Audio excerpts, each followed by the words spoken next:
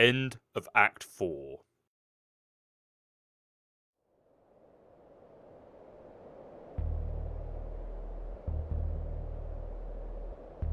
This is my final entry.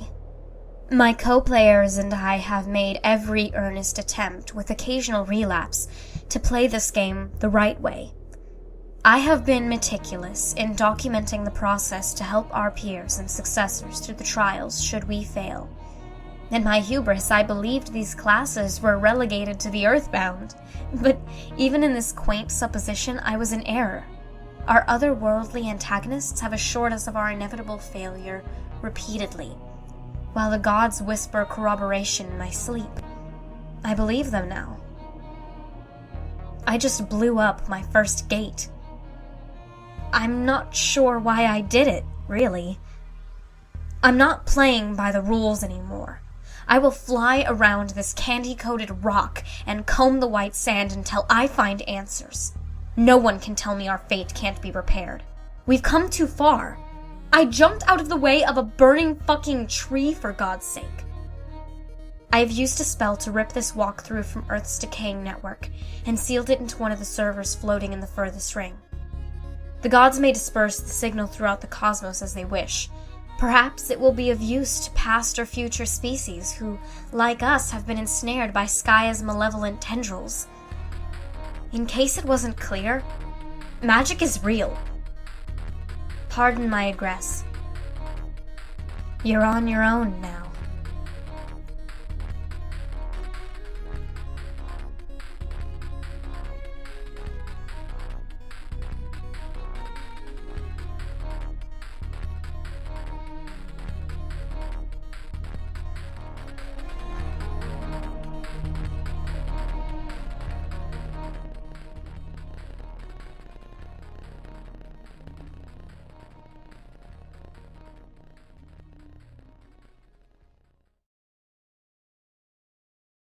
Hours in the future. The war-weary calls another broken planet home. Another cloth his garb. Land and rags fit for the wayward. A villain becomes a vagabond. The recent past is recalled. An accursed mascot is located among fallen brethren, its visage reviled. A rag of souls drift from the heavens, its owner a mystery. A boy finds a dead friend. Her ring recovered. The boy sees himself in a cloud. His destination revealed. Hours in the future, a mistress becomes a mendicant. The recent past is recalled. A communication device is borrowed. A rendezvous is arranged. The Slayer is summoned. The collateral presented. The droll is beckoned. The bargain honoured. The boy finds the castle. His courier's path crossed. The mail is delivered. An obligation satisfied. The package is opened. Letters read. John, from what I hear tell, you've been through a bit of an adventure by the time you're reading this. That's so great. I love adventure, and I would bet my bottom boombuck you do too. I think we are birds of a feather, John. I am pretty eager to meet you. Oh yeah, I should have mentioned we are going to meet someday. I hear you like movies, is that right, John? I love movies too. Have you ever seen Weekend at Bernie's? So friggin' hilarious. It's hard to talk to Jade about movies because she doesn't really know about movies, but I'm sure you know that. Boring. Just kidding. Jade, you know I love you and I think you're a blast. Okay, speaking of Jade, we spent quite a long time working on this present for you. It was a big team effort. Okay, I had to do quite a lot of arm twisting to get her to go along with helping me make such an oddball present for you and so well in advance.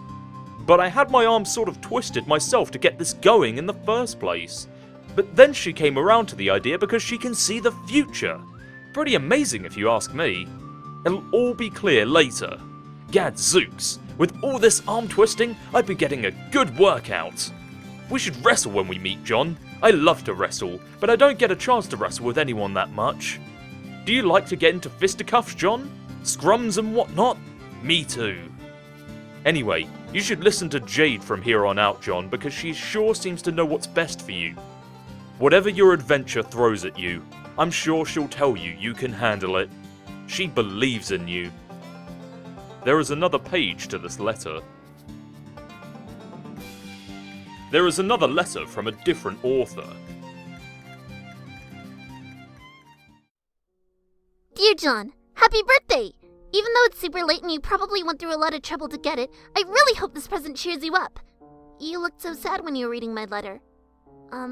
Which is to say, the one you were reading now. I can explain. You see, when I go to sleep, in my dreams, I wake up on the moon of a planet called Prospit. By now you must know about this place. I've lived there in my dreams most of my life, and I made so many friends over the years. And you were there too, but you were asleep. The fact that you are awake now I think means all my friends are in trouble. You are awake because it is your job to help them. We will both help them. But, I know these things because while I was on the moon, whenever I passed through sky I could see lots of things in the clouds. The past, the future, stuff about our friends, and stuff about you. Now that you are awake, and apparently at the center of Skya, wow, you should be able to see stuff in the clouds too. Maybe you already have. Oh, about this present.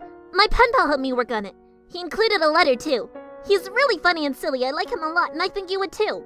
It took a long time between the two of us, and sure the present looks like a fun and completely ridiculous thing to get, but it is also really important. You're getting it exactly when you need it most. Maybe that's hard to believe, but it's true. I saw it happen already. I don't see everything, John, and I definitely don't know everything that's gonna happen, but when I do know something, I always try to do my best to help people in the future. When I'm supposed to, that is. You'll get the hang of it. John, I'm really looking forward to seeing you when you wake up. It's been nice playing with my Prospition friends and all, but also kinda lonely knowing you were in the other tower sleeping and having lousy dreams. I'm not sure where I am when you're reading this, but I'm sure I'll make it down to where you are soon. Geez, how did you get down there? Oh well, I'll find out. I can't wait to fly around the moon with you and show you all my favorite places. It'll be so much fun. Love, Jade.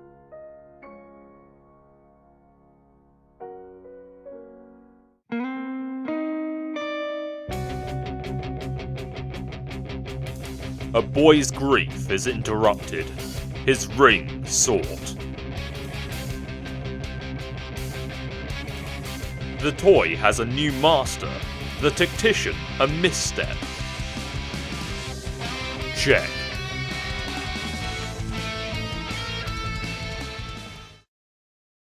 Hours in the future, a regulator becomes a renegade. The recent past is recalled. A temple is fled, and soon revisited. A nearby laboratory is also revisited, its satellites dispatched. A sleeping boy is found, rumbling, ominous. The lab is in flight, its exit inoperative.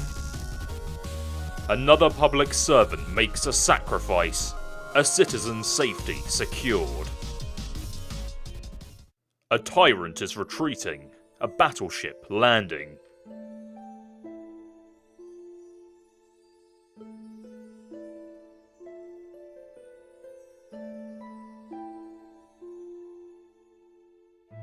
A grandfather mourns, a family tradition honoured. A queen mourns, a kingdom bid farewell. Hours in the future, her journey through the windswept must be walked alone, her entourage bid farewell. A queen becomes a questant. And then years.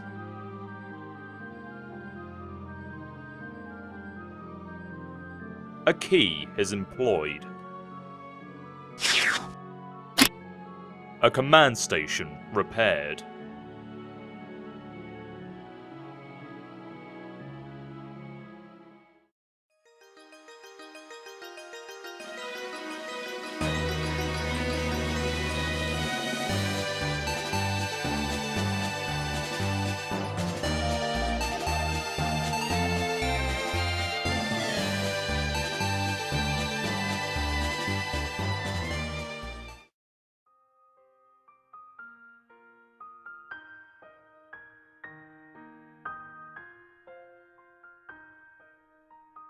there's another cloud.